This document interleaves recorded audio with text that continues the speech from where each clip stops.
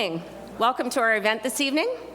We're now going to kick things off and try to keep things rolling on time for you. Thank you very much for coming out and taking the time and for supporting our candidates. Great to see such a fabulous turnout here this evening. We're going to start this evening by recognizing our event sponsors. And I'm going to introduce myself. My name is Lori Goldhawk. I'm here on behalf of the Woodstock Ingersoll District Real Estate Board, one of our sponsors for this evening. I'm past president of the Woodstock Ingersoll Real Estate Board and also past chair of the Political Affairs Committee that our board supports. So in terms of sponsors, our sponsors graciously this evening coming forward have been BDO Canada, 104.7 Heart FM, Rogers Community TV, the Woodstock Sentinel Review, and the Woodstock Ingersoll District Real Estate Board. I'd also like to thank and introduce the people you see sitting here at our media table. They're going to be responsible for directing questions to our candidates this evening.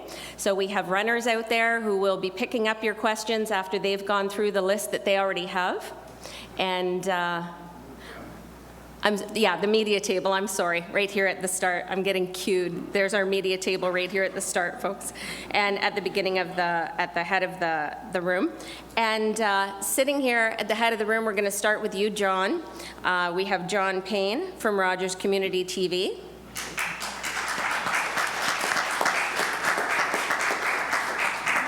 Megan Stacey, who's the multimedia journalist with the Woodstock Sentinel Review.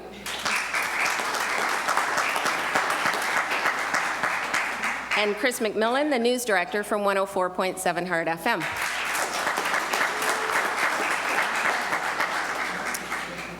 Last but not least, it's my pleasure to introduce our moderator for this evening, Mr. Brent VanParys. Brent is a chartered accountant with BDO Canada, LLP. He's on Graham Street here in Woodstock, and he offers a vast range of professional experience as a former partner of a regional accounting firm, and his expertise also involves consulting, succession planning for family businesses. Brent has graciously accepted the position to preside over our event this evening as moderator. He's done this for many previous candidate debates, so our candidates are in good hands, and he'll take things off from here. We'll thank him very much for taking on this position again.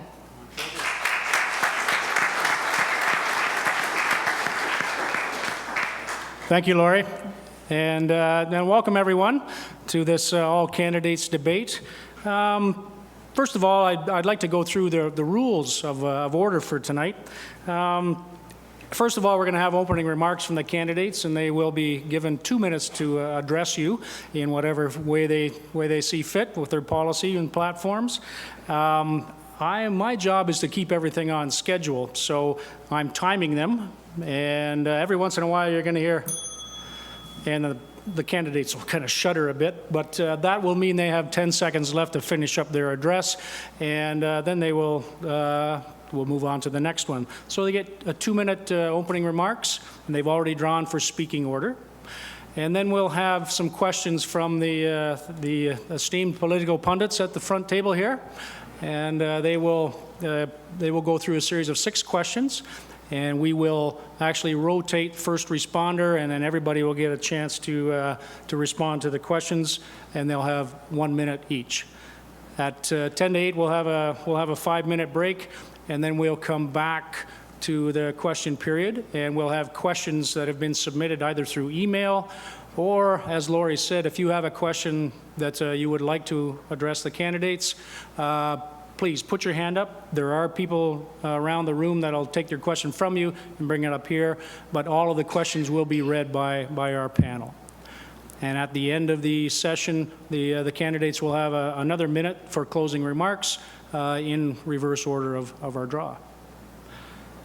So it's my pleasure to introduce to you the candidates this evening in order of speaking order. We have from the Green Party, Mike Farlow.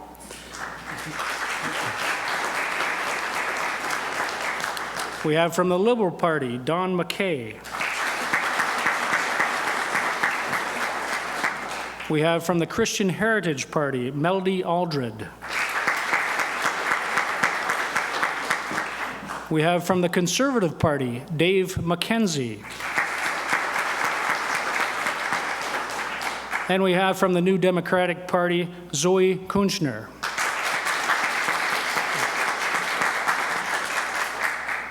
Okay, let's get on with the opening addresses. Mr. Farlow, you have 2 minutes. All right, thank you, and welcome everyone. Ivan Howell, an 89-year-old dairy farmer friend of mine, said, "The truth is not always available, and that you have to use what you see on the ground to assess some of the more complex issues." So that's what I'm going to start off tonight, is talking about what I see on the ground. Here's a question. Do you think things are going to be better for your children and grandchildren? I've yet to hear anyone say yes. Why is that? We all know society functions better when citizens have jobs. And I think the major difference between now and when I was a teenager is the availability of jobs. Today, good-paying jobs with a pension are scarce, and those that are available are under duress. I think we can do better. I think having a federal government that allows federal corporations to lay off workers and decrease service is going in the wrong direction. Postal delivery meant that in every community there were good jobs with a pension, defined pension. Jobs that brought money into a community, not only in Oxford, but across the country. Jobs that couldn't be taken away by China. Jobs that our children, grandchildren had a chance to get without having to leave our communities. Jobs that they could have used to buy a house, pay off a car, pay for their education. And all through this, the corporation, Canada Post, is making a profit. And people still want the service. And now, like our hospitals and so many other services, it's being dismantled. We can do better. Those community mailboxes are a symbol of lost jobs and the things in our society that we value and that are being dismantled. On an international scale, the economic reality we face is that with so many of these trade deals, we are just in a race to the bottom. We do not allow production of in our country to use child labor, but we cannot prevent clothing from being imported. That has a dramatic impact on our environmental policies and our labor policies. And I'm not against corporations joining together to make money. That's how our economic system works. But I am against an unfettered profit motive and greed determining how Canada operates. And it's the job of the government to buffer this profit motive and greed. And I believe the Canadian government can do better at this, specifically with regards to the free trade deals and the impacts on jobs and the environment. At a community level, the proposal to put a dump in our country's aquifer, a country that is totally dependent on groundwater for quality production and the safety of its citizens, is too great a risk. Accordingly, given the risk and fact that 4 of your 5 candidates consider this an election issue, I would like to hear which of my colleagues up here will make protecting our county. Thank you, Mr. Farlow.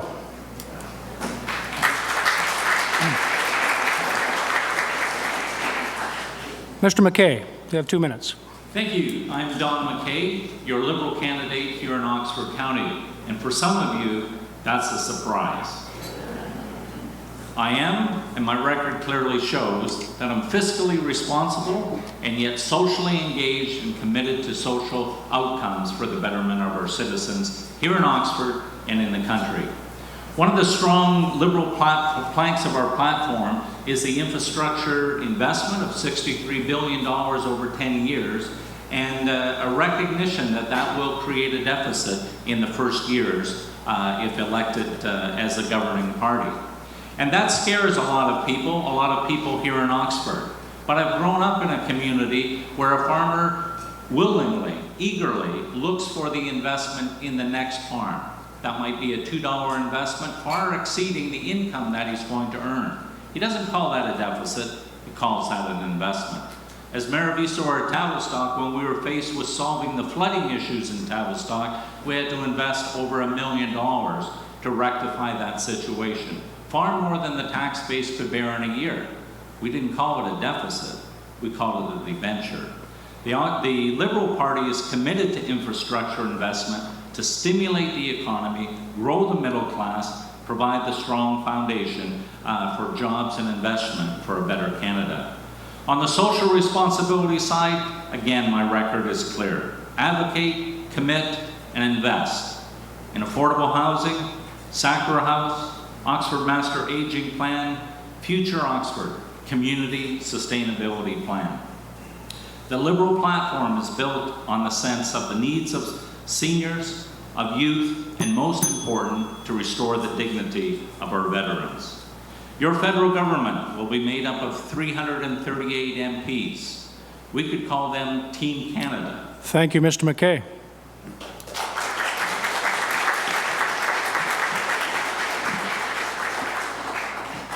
Ms. Aldred. Thank you, Brent.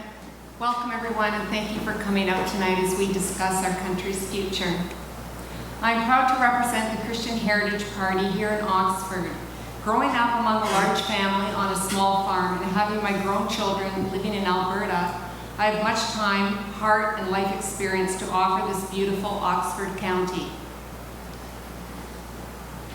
It would bring me no greater joy than to see Oxford stand out in Canada as a leader in solving critical issues, such as the example you have already set in Operation Sharing. The Christian Heritage Party is unique in that we are the only pro-life federal party and the only federal party that is bold and uncompromising in standing for biblical values and principles in the public square and public governance. Three party leaders have made it party policy that all their candidates and MPs must support the execution of innocent preborn children. One party leader has vowed to never allow discussion of abortion in Parliament as long as he is leader. Four parties committed to the support of the execution of innocent preborn children, either by their action or inaction. As we approach Remembrance Day, may we very seriously consider our veterans, founding forefathers who gave their lives to establish this country in righteousness, and consider the 100,000 children yearly, innocent bloodshed, women and families hurt and burdened by abortion. As you stand behind the ballot box and cast your vote, I ask you to join with CHP in honoring our God, honoring our veterans, honoring our founding forefathers, our fellow man, and honoring our littlest troopers, whose lives we take so we may live as we please. This is your moment in history to stand on guard for Canada, to perhaps be a Canadian hero. Thank you, Ms. Aldred.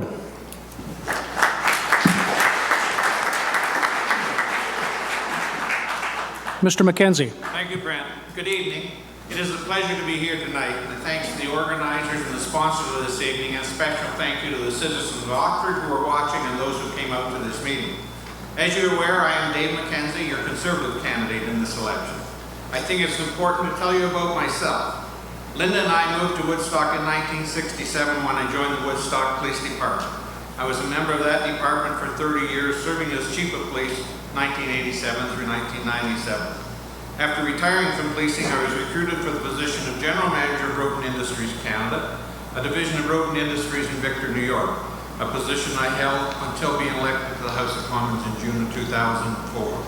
Since 2004, I've been re-elected in 2006, 2008, and 2011. In opposition, I was appointed critically Associate Minister of Defense, and since forming government, I have served as Parliamentary Secretary of the Minister of Public Safety, Chair of the Standing Committee of Justice and Human Rights, and currently the Deputy Government Whip and Chair of the Subcommittee on Votability of Private Members' Business. I've also served as a number of parliamentary committees during that time. Now, since coming to Woodstock, I've been involved with many of the social agencies, Big Brothers, Fundraising Chair for United Way, Board of Directors of Oxford Children Aid Society, Oxford Housing Authority, and Women's Emergency Center, to name a few. I have also chaired two important fundraising campaigns: the fundraising for the Southgate Center for Seniors, and the initial chair of Building the Vision campaign for the new Woodstock Hospital. I was a charter member of the Woodstock Oxford Rotary Club and a past president of the Woodstock Rotary Club.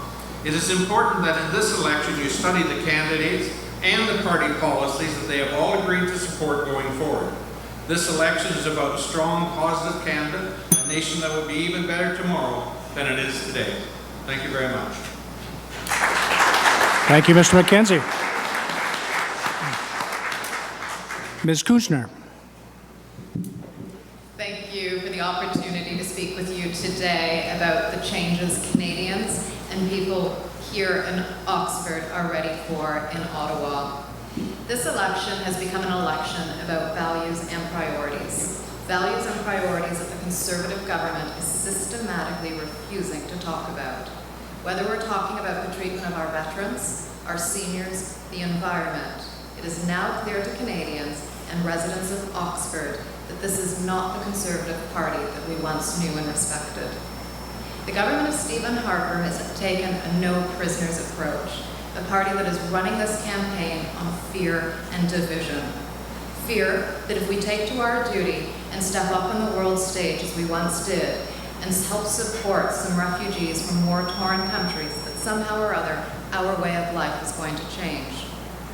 Harper is pushing through the Trans-Pacific Partnership, which is putting our supply management systems in jeopardy and causing fear and uncertainty within Oxford's agricultural and automotive sectors.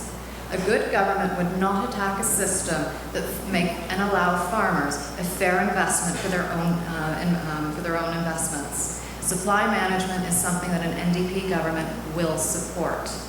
Instead of offering firm investments into healthcare, the government is proposing to stop funding healthcare altogether, meaning that in a couple of very few short years, we are going to be faced with the potential of mass privatization of our healthcare system. While the Conservative government has given its most profitable and generous tax breaks to the largest and most profitable corporations, we propose investing that money into a $15 a day childcare plan, a program that will allow working families in Oxford to fully participate within our economy. Instead of subsidizing the world's most profitable corporations, we propose tax breaks for small and medium-sized businesses. Thank you, Ms. Kunschner. Thank you.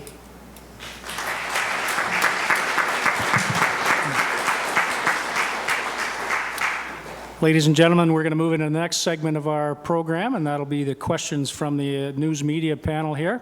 So we'll start out with John Payne. Thanks a lot, Brent. I'd like to thank everybody for coming out and participating tonight in this wonderful process. And this first question I think is appropriate considering we are where we are at Unifor Hall. This question is for everyone, all the candidates. Does your party have an automotive strategy that would help to protect Oxford's very vibrant auto industry? Mr. Farlow, you're the first responder. You have 1 minute. Yes, the Green Party is committed to have a national automotive strategy, and I think the first thing out of the starting block is this Trans-Pacific Partnership, which causes great concerns. The first thing is nobody really knows what's going on with it, and that's unusual for trade. We'd like to know some of the details before, and there's a threat that we're looking at, instead of having 60% of our manufacturing Canadian made, that it could be reduced to under 50 to maybe 47 or 40%. So that is a great concern, especially in Oxford County, where the two economic engines, big economic engines, are agriculture and automotive. And when you look at the agricultural side of it as well, there's great concerns that there's going to be a reduction in our imports of milk. Thank you, Mr. Farlow. Mr. McKay, you have 1 minute. To be very frank, at this present moment, the Liberal Party does not have a fully developed auto strategy, but we are committed to working toward that. And I would be able to be that strong voice, recognizing how important it is here in Oxford County. It's not just about the assembly jobs, but all the supply chain jobs that are associated with that we need to protect. We're certainly committed to trade on the global scene, but we need a managed trade rather than an open free trade where it just promotes anything, quality standards, labor laws, and environmental laws. We need to ensure that that level playing field includes the protection of the environment and protection of employees. Ms. Aldred, you have 1 minute.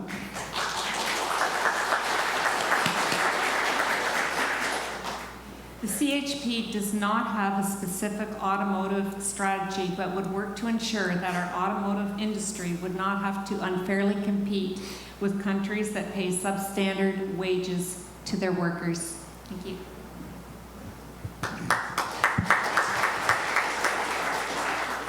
Mr. MacKenzie. Well, thank you, Brent. And expanded free trade is an opportunity for Canadian auto manufacturers. They're the best in the world, and this will provide preferential access to 11 countries with the TPP, with access to 800 million people.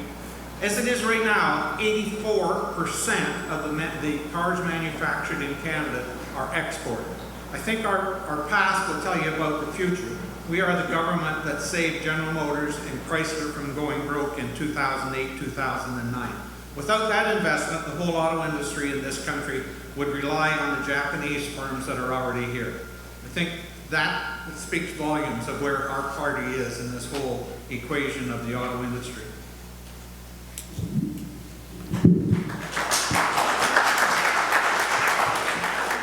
Ms. Kunschner.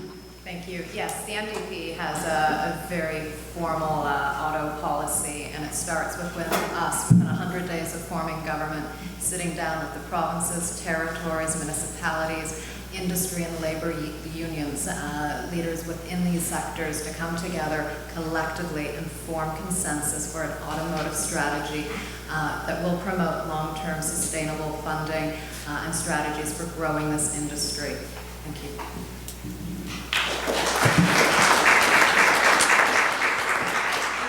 Our next question. All right, next we'd like each of the candidates to tell us their opinions on income splitting. Mr. McKay, you're the first responder. Yes, income splitting as it's presently proposed would would have no benefit to 85% of the families that are out there. The Liberal Party is committed to ensuring that we keep the income splitting for seniors, where you have the clear disparity of incomes on one spouse having a full pension and the other one not. And that's very important for those seniors to sustain them in their homes and meet their needs in society. But as far as income splitting for the rich, I think there's a better way to approach that. We want to grow the middle class so that we don't have that need for the income splitting. Thank you.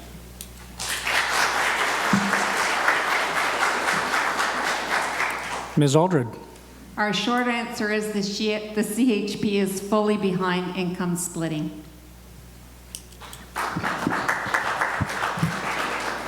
Mr. MacKenzie. Well, thank you, Brendan. As you know, our party is the one that started the income splitting for seniors, and now we're doing it for families. And it's not for the wealthy, it's for the middle class, and it's for families that have one parent who stays home or is a lot less income than the other parent. So it's to give families an opportunity to at least be equal to people who make a lot of money, and it's also for seniors to split that income where they have, as was said earlier, one person who collects a pension and the other doesn't. It increases the living for everyone that takes advantage of it. So certainly we're very much in favor of income splitting. Ms. Kunschner. Thank you. As the income splitting has been set up under the Conservative government, it does benefit the top 15% of income earners. Economists and people around this country have looked into this and have said, as the NDP have said, that the majority of middle income earners will not benefit. So no, we will not support the income splitting plan as put forward by the Conservatives, but yes, we will maintain the income splitting for our seniors and with their pensions. That is fair and equitable, and it will benefit a number of seniors, not just a select group of people. Thank you.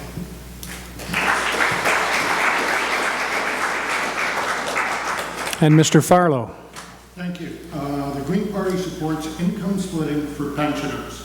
For someone that's making $169,000 a year by going to Ottawa, we feel that to have that income split is a bit unfair. So what we're looking at is that for people earning under $20,000, they would pay no income tax at all. So it's definitely trying to change the program that benefits the rich and make it so it benefits the poor.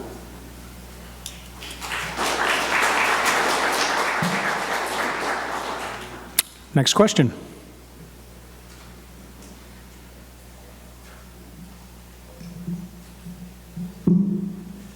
What would you do as our federal MP to help attract more doctors to the area? Ms. Aldred, you're the first responder.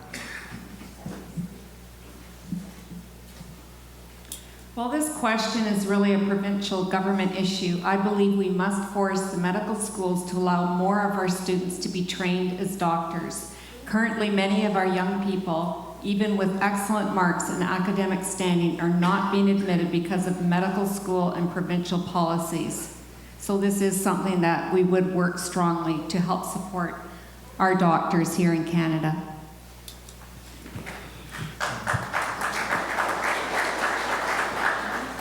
Mr. MacKenzie. Well, Melody is absolutely right. If you want to increase the number of doctors, you have to increase the number of people being allowed into medical school.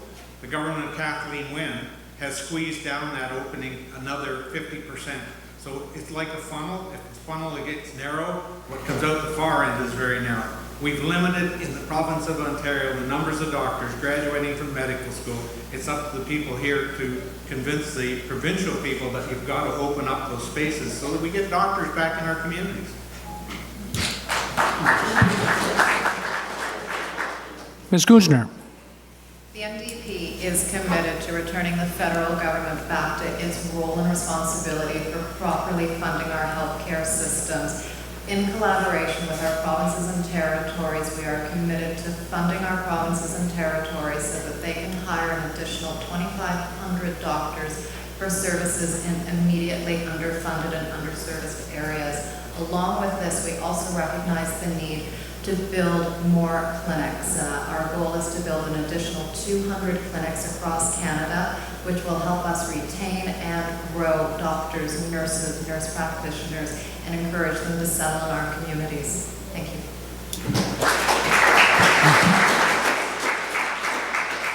Mr. Farlow. In addition, the Green Party provides student loan forgiveness incentives for graduating doctors, nurses, paramedics, and other healthcare professionals who agree to staff rural facilities and family practice clinics. Also, the Green Party 20% of the healthcare budget that is currently spent on prescription medication would be reduced by a national pharmacare program, and that would be introduced. Plus, trade deals such as the TPP threaten to extend corporate drug patents, making cheaper generic versions an impossibility. So that the Green Party is against that trade deal.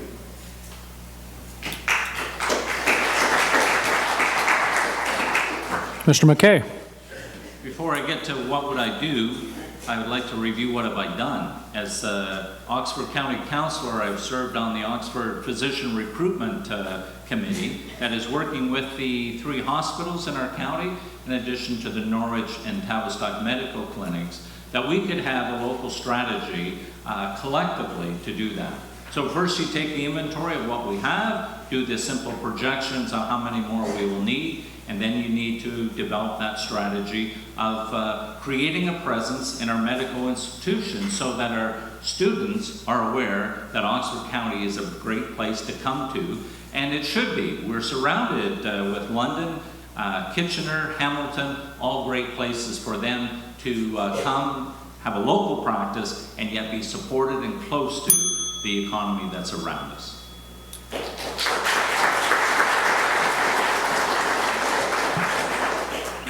Next question. So what is your party's plan to stimulate the economy, and what would you do to help create more jobs in Oxford County? Mr. McKenzie, you're the first responder. Well, to stimulate the economy, you do what we've been doing, and that is to keep taxes low for both individuals and for corporations. Taxes in this country now are at the lowest level in 50 years.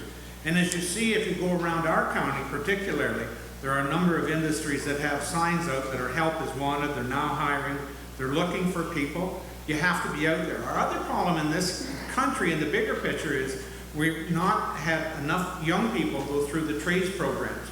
We're short of skilled trades. We've not done a very good job at directing young people into the trades. There's openings for welders, electricians, all of those things.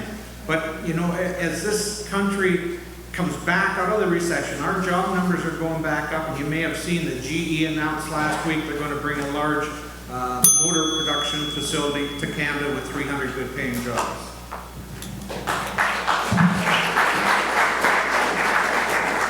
Ms. Kunschner? Over the last decade, we have seen some of the worst job creation numbers in our country since the Second World War. Without a government that is committed to sustainable, targeted investment into our key sectors, as the NDP government would, we invest money with a firm commitment to jobs and investment back into the Canadian economy. Businesses and industry in Canada, due to the uncertainty and lack of support from the federal government, have not been investing the money that they're sitting on. So with a government that has faith in our own economy, investing into it, we will encourage sectors, as I've mentioned, with what we plan to do with automotive and agriculture, to start stimulating the economy that way. And a key pillar to our economic growth is honestly our $15 a day child care program. That will free up thousands of dollars for families currently paying a lot of money on a monthly basis. Thank you, Ms. Kunschner.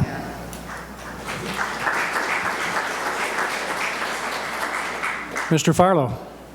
Once again, this comes back to what I said in the beginning. Do you expect things to be better? And the issue really is the difference between back when I was a teenager and now is jobs. There just aren't the available jobs and the quality of jobs. So the first thing is there's a youth job program. The unemployment level in Canadian youth is currently twice the national average, and the status quo is not working. So we plan to set up a community and environmental service board. This would provide $1 billion a year to municipalities to hire Canadian youth to work that needs to be done. That's putting money into each county and providing them to so that they can have jobs, doing work that needs to be done in the county. Restore and expand federal summer job programs for students, ban unpaid internships, boost apprenticeships. Also in the trades training, Greens would support trades through a Canadian Sustainable Generations Fund. Trades training would be tuition-free by 2020. Thank you, Mr. Farlow. Mr. McKay. As I mentioned in the beginning, the Liberal Party is committed to significant infrastructure funding. That alone creates huge jobs, as we've seen in the history of this country. But in addition to that, it lays the foundation for a growing economy. Oxford County is very fortunate. We have ADM, we have Cisco here, and they are not local businesses. ADM refers to their plant as their Northeastern North American facility. Cisco equally serves the Northeastern North America. We sit within a day's drive to Chicago and equally just over a day's drive to New York. We are on the corridor, and I would work as the MP to attract more businesses like that to take advantage of where we sit here in the geography of Canada.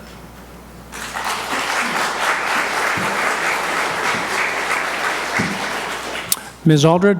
Thank you.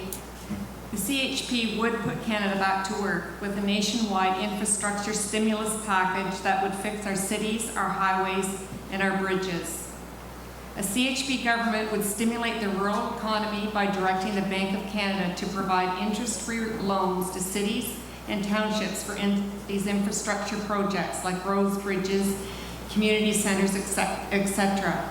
This would create many jobs and build better communities. This program was used very successfully after the Second World War to stimulate the economy. That construction actually touched off the longest lasting economic boom in Canadian history. And when the loans were repaid, the permanent infrastructure was still there. Today it's crumbling, and the only solution that the other parties offer is taxing you to rebuild it. It's time for a new infrastructure initiative, one that works and doesn't rely on increasing your tax burden. Thank you.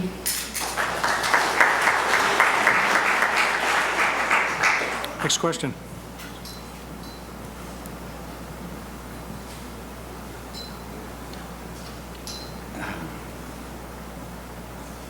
In your opinion, your party's opinion, or your own personal opinion, is the Senate still relevant and worth sustaining going forward? Ms. Kunschner, you're the first responder. An unelected, undemocratic body has no place in a democracy. The NDP is firmly behind abolishing the Senate. It has not fulfilled its role, and the use of and government, like I say, it's just it's not working, and we're not going to support it any longer.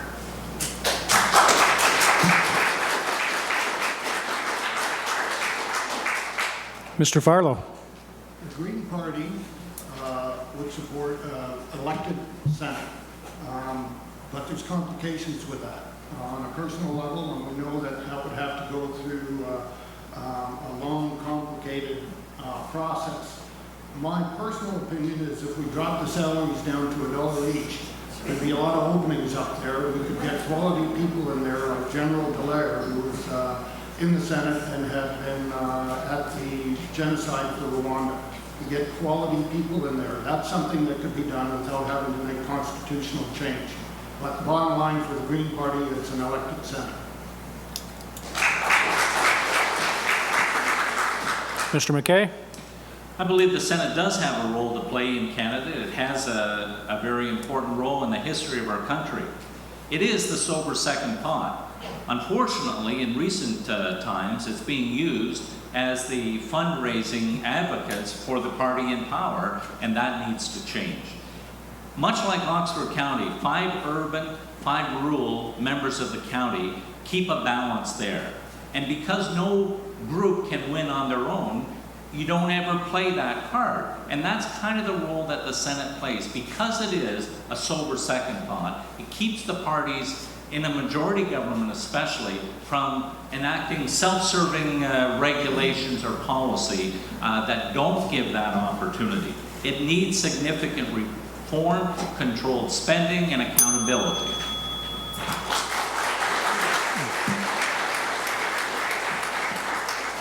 Ms. Aldred. It's important to remember why Canada has a Senate, to ensure that a simple majority in Parliament cannot override the rights of a regional minority, also to enable the government to call men and women of extraordinary ability into Parliament. Senators should be named by the provinces they represent. The decision of whether to elect or appoint them should be left to each province. Senators should be seated by region, not by party, to encourage them to represent their regions and not their parties. Senate reform will require an amendment of the Constitution. We need to be not afraid of reopening the Constitution, but it should be done in concert with other amendments that need to be made to strengthen the Confederation. Therefore, Senate reform should become a larger constitutional reform package. Thank you. I can tell you there's no easy answer to that question. The question seems simple enough. Prime Minister Stephen Harper has been very vocal about what needs to be done in the Senate. And what he's done most recently is to clean up the spending within the Senate. That's why you see these current issues that have come forward. But we went to the Supreme Court and asked for an opinion on making changes unilaterally as a result of the federal government. The Supreme Court has ruled you can't do it. If you go to the Constitution, the provinces have shares within this whole picture. Prince Edward Island, by our initial founding of this country, got 4 senators. They retained 4 senators. As a result of having 4 senators, you cannot have less MPs than you have senators. They will always get 4 MPs for a population that's less than many Ontario cities. So changing it it sounds like it's an easy thing. It's not easy. It will take decades to make the changes people would really want to see.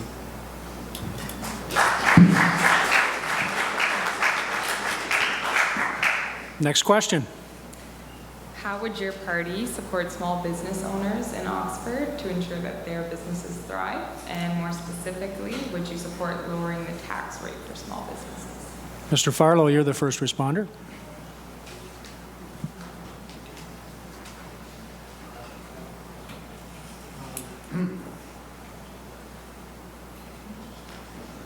Sorry, just give me a moment.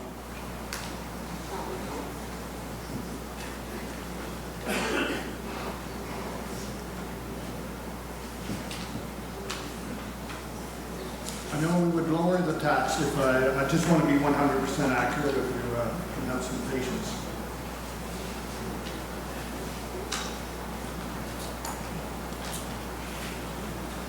The Green Party supports a reduction in the tax rate for small business. We'd create a federally funded $1 billion per year green technology commercialization grant to accelerate emerging technologies and give Canadian entrepreneurs a head start.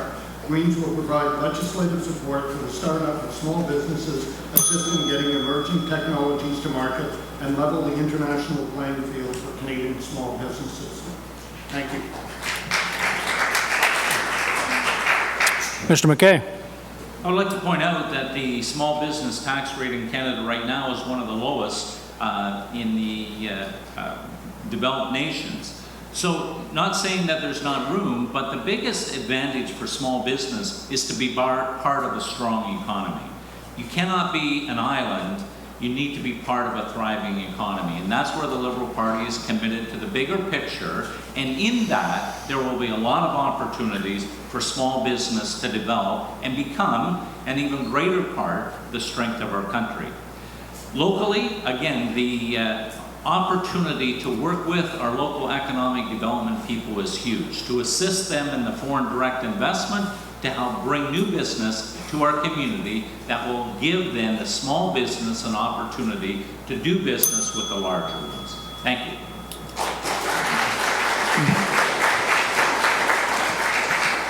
Ms. Aldred. Thank you. A CHP government would encourage small business,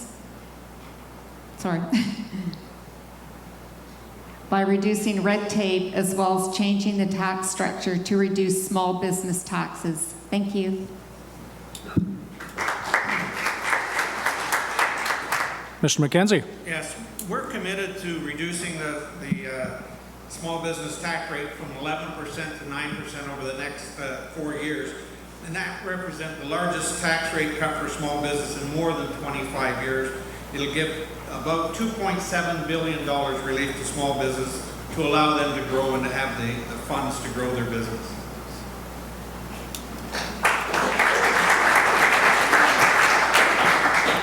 Ms. Kunschner. Absolutely. One of the main reasons I became a New Democrat was because the NDP is the only party that is committed to small and medium-sized businesses. These people are the main job creators in our country. So yes, we will do a very aggressive tax reduction to small businesses by 2%, bringing them down to 9% within the first 2 years of our mandate, which overall will be an average of 20% saving into small businesses. Coinciding with that, we would also like to have targeted investments towards businesses to help them grow their employment. The security and growth of our economic stability in this country is based on the strength of our communities. So the more people locally that we can get employed, the stronger this country will be as a whole. Thank you.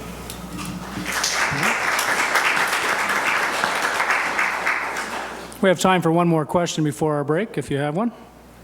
This question was submitted by a Heart FM listener, and it says, according to the CBC, the current government is planning on signing a trade deal this week that will give other countries more access to managers' dairy industry, which will cause problems at the farm level as the milk price will likely lower, putting the jobs of thousands and the quality control programs in our dairy industry that has worked hard on in jeopardy. What is your and your party's view on this issue, and could change the landscape of Oxford County forever? And what would you do to keep our rural communities from going under with these farms? Mr. McKay, you're the first responder. Thank you. I was born on a dairy farm and raised in this county, worked in the dairy industry for over 20 years, so I appreciate how significant it is. I look around the global economy and see nations that have dismantled their supply managed systems with the expectation that the consumer was going to get a better deal, and that clearly has not happened. Initially it does, but it doesn't. Attending the Canada's Outdoor Farm Show, you are overwhelmed with the technology that's here. And the reason it's here is because of the stability, predictability of our market. Not to mention the food security and food safety that we have. That brings us back to the need for managed trade and not an open trade that allows the erosion of our supply managed commodities in Canada.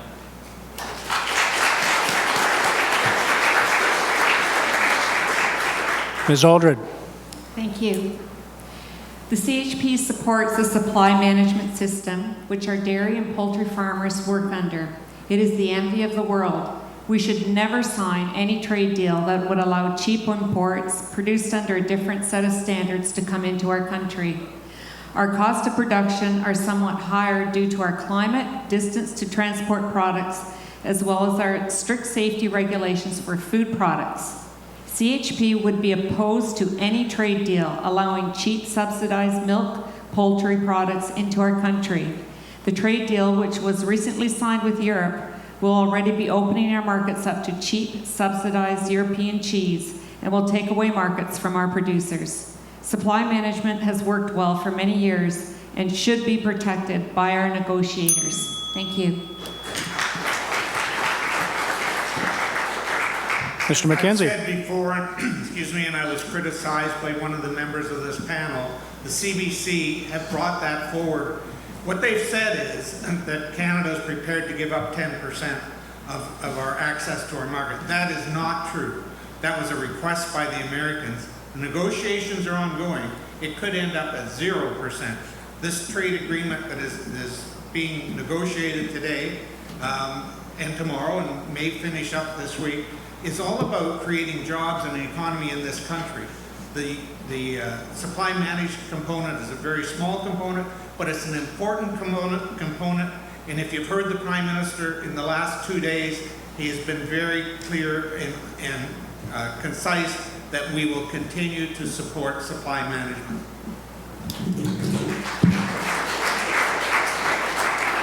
Ms. Kunschner? Thank you. Now, I'm sure it was just a poor choice of words, but there is no way that I consider supply management a small component to Oxford or to our country's gross domestic product. This system supplies thousands of jobs, especially in Ontario, particularly in Oxford, and brings in billions of dollars. The NDP is committed to making sure that the two economic drivers of Oxford and Ontario are protected, promoted, and made secure. That is agriculture and auto. We will not sign any contract without reading it first. Thank you.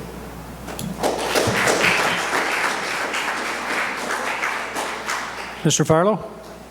Once again, it comes down to what is the truth. And if you go and look at the ground level, all these trade agreements we signed, what has happened for jobs in Canada? Is the future looking better? And so not to have the details on this trade deal, to me, is unacceptable.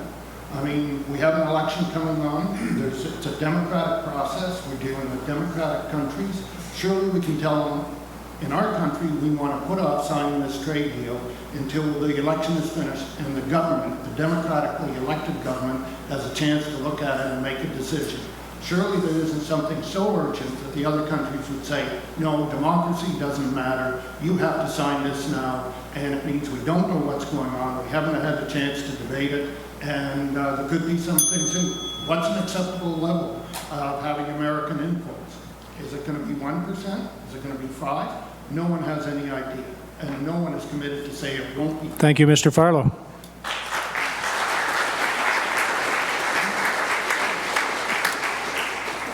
Now we're going to have, well, we've got almost an hour to deal with questions that have came from the general public, either through internet feeds or from here. So the panelists will be asking the questions. And again, candidates, you will each have 1 minute to address the question. You can decline if you so choose. So on the first question, it'll be Ms. Aldred, you'll be first responder. Okay, so can we have the first question?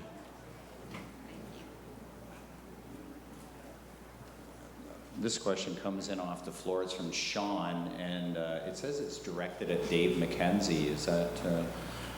We're going to go in order. Everybody will get a chance to answer, okay? Oh, okay. It says, our current government claimed a surplus with Veterans Affairs. Why is it acceptable to stop providing our veterans with the proper care they need and deserve? Ms. Aldred, you are the first responder. I don't, I could look up the policy on that. Doesn't sound fair.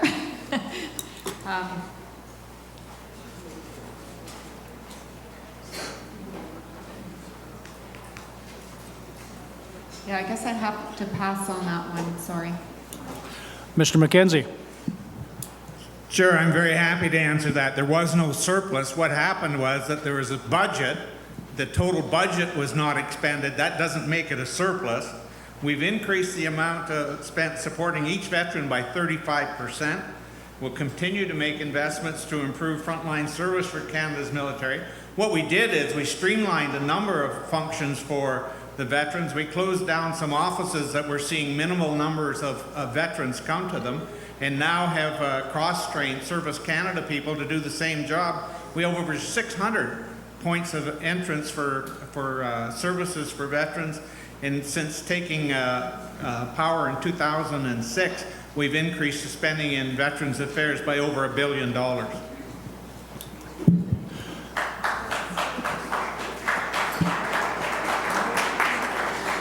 Ms. Kunschner. Reality speaks a lot differently than politicians. The gutting of Veterans Affairs started 20 years ago and has reached unprecedented, unacceptable levels under the Harper government. When you hear the months that the women and men that have gone to fight for our country and our diplomacy and the situations that they are left in because this government doesn't care, when this government prioritizes corporations over our veterans, over our seniors, it is shameful. And we will support our veterans by opening up the offices and making sure that these people have access to the services and the money that they deserve. Full stop.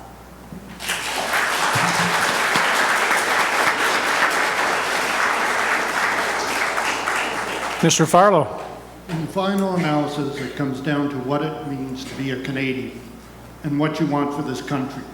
I want a country that cares about its environment, that cares about its citizens, and cares about its veterans. When a soldier lays down their life for fighting in Canada and defending our freedom, his or her family shouldn't have to fight the government to receive their benefits. I think it was wrong to reduce our wounded vets' $50,000 a year pension to a one-time $250,000 buyout. And when the head of the Veterans Affairs opposed this change, I think it was wrong for him to lose his job. And a report from the Auditor General of Canada on veteran services state it was wrong as well. There are a lot of well-kept cemeteries in Belgium honoring our war dead. So on a county level, to have a Belgium-based company propose to put a dump beside a cemetery that contains not only our families, but a cenotaph and graves of veterans, I think is wrong too. I think it's time for a change in direction. I think it's incumbent. Thank you, Mr. Farlow. Thank you.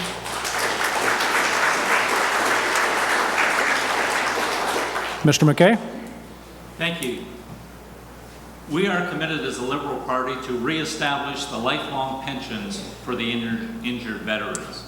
We are committed to expand access to permanent impairment allowance, increase the earnings loss benefit, invest $80 million to create a new veterans education benefit to fully cover education expenses, expand support for families, reopen all 9 Veteran Affairs Service Centers, and enhance the mental health services delivery for our veterans, restore their dignity.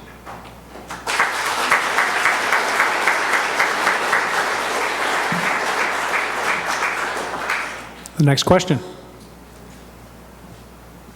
Okay, so we have a question from Elaine. This present government has prorogued Parliament 4 times for a total of 185 days. What is your stance on this parliamentary policy that allows government to avoid accountability? Mr. McKenzie, you're the first responder. I'm really sorry, but I didn't hear the first part of the question. So this present government has prorogued Parliament 4 times for a total of 185 days. What's your stance?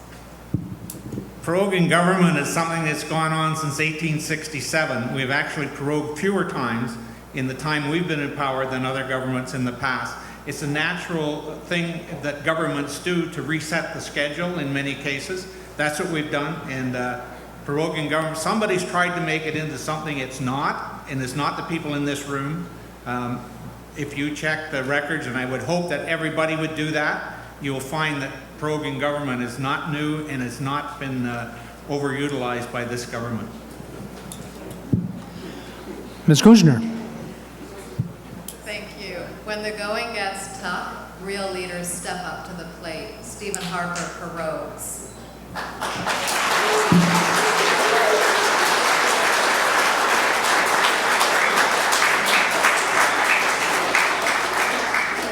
Mr. Farlow. Proroguing is part of our democratic system, but it's when it's used to avoid responsibility and for political matters only, then it's wrong, wrong, wrong. And I think something that should happen when the government is prorogued, nobody should be receiving a paycheck.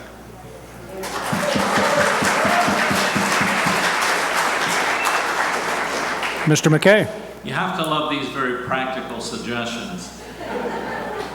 Let me tell you on a personal note, growing up in Oxford County and serving locally, even knowing all the back roads, there is nowhere to hide from the local public that wants to hold you accountable. So yes, proroguing is one of the permitted pieces of the legislature, but again, when you use it for positive outcomes, is a whole lot different than when you use it simply to hide.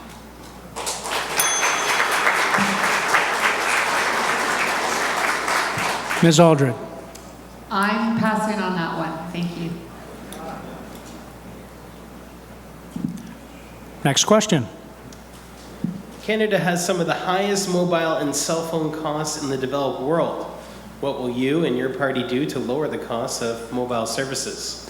Ms. Kunschner, you're the first responder.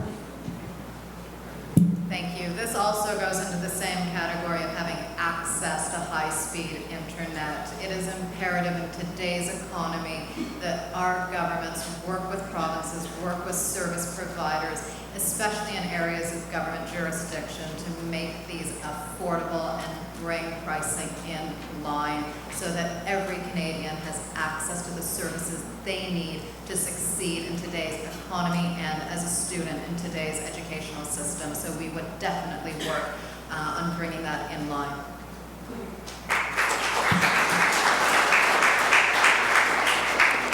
Mr. Farlow. In today's world, or at least in North America, if you don't have internet access, you don't exist. Everything you seem to have to do is becoming that you have to do it on the internet. So to have fair and cost-effective internet for everyone, to avoid any splitting in the services of the internet at a higher cost, are imperative to maintain, and the Green Party is in support of that. Mr. McKay. The internet is part of the discussion, but the question was clearly on the mobile and cell phone use. And that's part of what used to be a luxury is now part of basic infrastructure and connectivity. We want that for our children, we want that for ourselves, and our businesses equally need that. And that's the commitment, part of infrastructure now, not part of a luxury. And so we need to be able to fund that, and the strategy I would use is much like the telephone services, where Bell had a large monopoly, but we still had in Oxford several small local providers. And that is the basis for competitive pricing and sustainable service, is to have the balance between the large and the small providers to get the economy of scale and the highest level of service to the resident.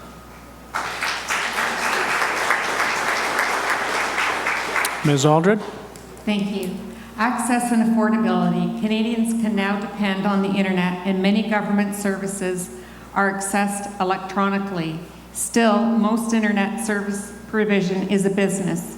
Citizens cannot claim an entitlement fee to free or nearly free service, but efforts should be made to extend service to as many communities as is realistically possible, and gouging should be curtailed. Very remote, single dwellings or wilderness locations may not be able to have the same level of service or the same cost as urban centers and small towns. Thank you. And Mr. McKenzie. What we have done is opened up the industry so that there are more service providers for mobile telephone systems. What the other part of this we're seeing is that there's a move away from landlines to mobile. Fewer and fewer homes have landlines, more are going to mobile. And to that end, we've been inviting people in to bid on that whole area. But there is an issue that when you get into that, there's an international group of people out there that would like to have part of this whole thing too. And so there's a concern that when we do that to try and drive the costs down, we push out our own Canadian providers. I mean, I'm not sure how many we have currently, but Rogers is one of the bigger ones, Bell is.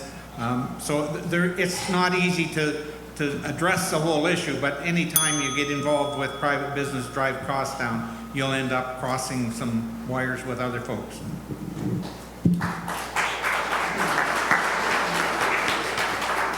Next question.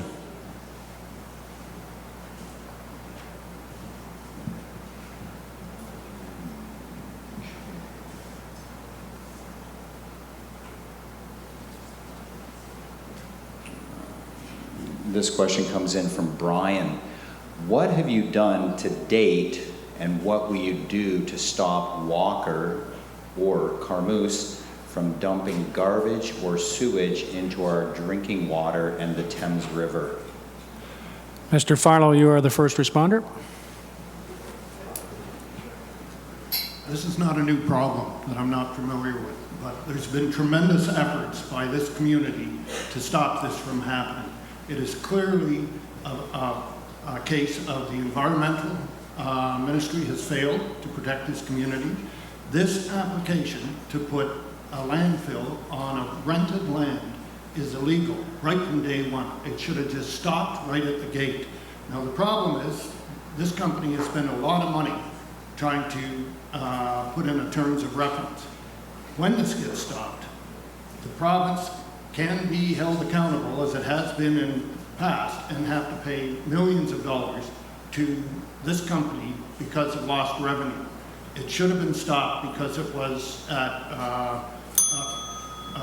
illegal right from the start. So I think it's incumbent on the federal government to get involved and to say the local environmental ministry or provincial isn't doing the job. The federal Thank you, Mr. Farlow. has to step in.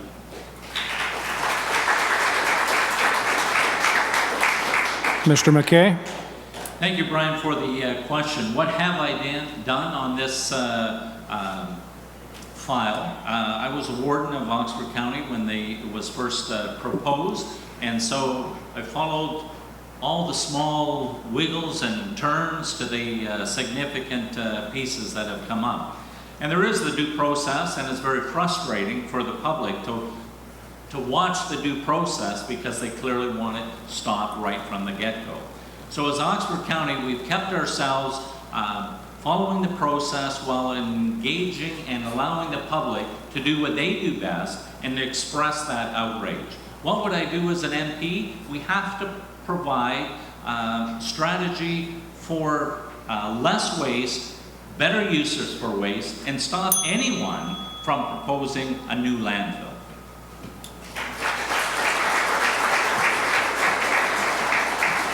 Ms. Aldred. I'd like to comment on that. I don't have anything here by the CHP or what we've done, but I know personally speaking, the environment was one of my first loves about 25 years ago when I first started having children. So personally, we would do everything that we can to fight that and make sure that we have good, clean environment for our citizens. We don't want people being sick from these kinds of things that are happening. Thank you. Mr. McKenzie. Well, thank you. And Brian, you know that that's not a federal matter. It has been taken to a number of the ministries. They've all looked at it. It's a provincial jurisdiction. I mean, you can ask that I get the speed limits increased or lowered on the highways. I can't do that neither. There is jurisdictional issues. It's the province of the municipalities. The County of Oxford has done a tremendous job. The community in their opposition to it has been very vocal. But until the province of Ontario start to move with respect to their regulations, this is going to keep going. And so you need to keep the pressure on the province. It's not the federal government. We can't do anything about it. Ms. Kunschner. Thank you. There has been an incredible movement of people in Oxford County. This place is united. They want to put a dump on our aquifer. They want to drain leachates into our waterways, and we have a federal government that has done nothing over the last 10 years but gut every environmental law that we have in this country. At one time, we had some of the world's highest environmental standards, the strictest water laws out there. So if we actually get a government that enforces our environmental laws, regains our high standard of water protection, yes, the federal government can have a huge impact on helping us stop this dump.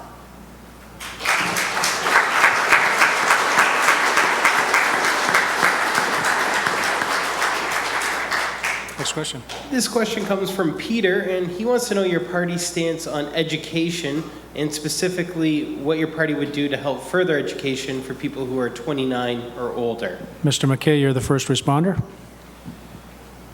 Thank you. Part of the education, or most of the education, is in the sphere of the province, and thank you, Peter, for that question. Part of the challenge on the provinces and their commitment to provide the resources comes back to the transfer payments from the federal government. So both in healthcare and education, we can hardly expect the provinces to deliver the level of service expected by you, the public, without having the support and the partnership with the federal government. So that's what I would do as a local MP, is to ensure that we understand how we support the provinces as they do the work of serving you, the local residents.